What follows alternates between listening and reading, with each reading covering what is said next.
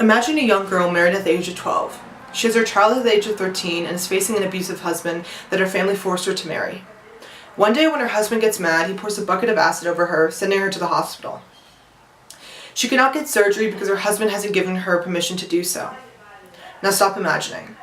This was a real story from a woman in Iran. She couldn't receive help because her husband wouldn't allow her to do so. This is a real-life scenario of what women in Iran face today. Not only are they diminished by their male counterpart, they are stripped of their basic human rights. Before the revolution of Iran, it was ruled by the Shah, Mohammad Reza Pahlavi.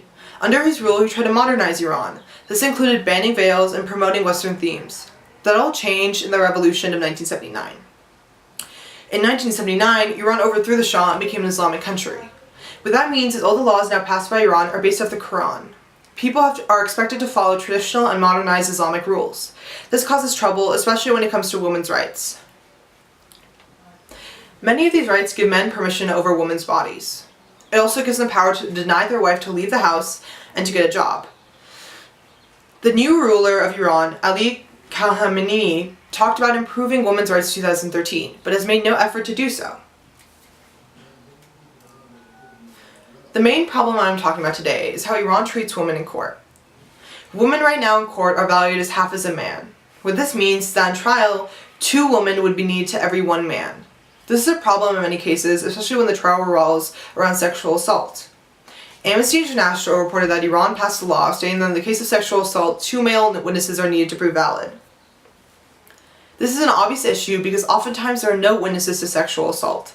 And on top of that, those witnesses, if women, are not counted to full value. This law not only hurts women, but hurts the law as well. For example, let's say you need 2 witnesses to report a crime. You would only need 2 men, but 4 women. If 2 women saw a crime, it wouldn't be enough to report it.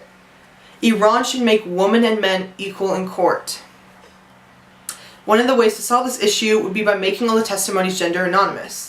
This would take away the gender aspect of trials and give equal voice to man and woman. It would bring forgotten crimes to the surface, make the laws less discriminatory, and help women speak out in a male-dominated country. Now there might be an issue of discrimination in courts. Even by making discrimination against the law, judges could easily continue to discriminate.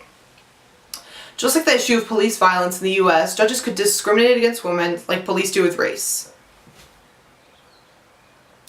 But by making the gender anonymous, every time a woman and a man testified, it would be worth the same value. This is something that Iran is capable of doing and would make a big difference in how Iran sees women. If this law would be in place, many laws surrounding women would finally come to surface. Men could no longer get away with these acts, and women would no longer be valued as less. Now if a crime is witnessed by a woman, she wouldn't need a man to back her up. Criminals would be punished and laws would be more strictly obeyed. This would create new power towards women as well. Now that they can officially speak their truths. On top of this, men would start to respect women, knowing that their voices are heard. Women would not be shielded by their gender and would not be fearful to speak their minds. Iran will start to change their views on women once this law is passed. This is just one step into something bigger, one step into creating a new Iran where women do not face discrimination.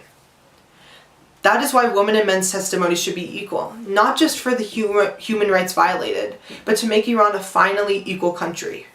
Thank you.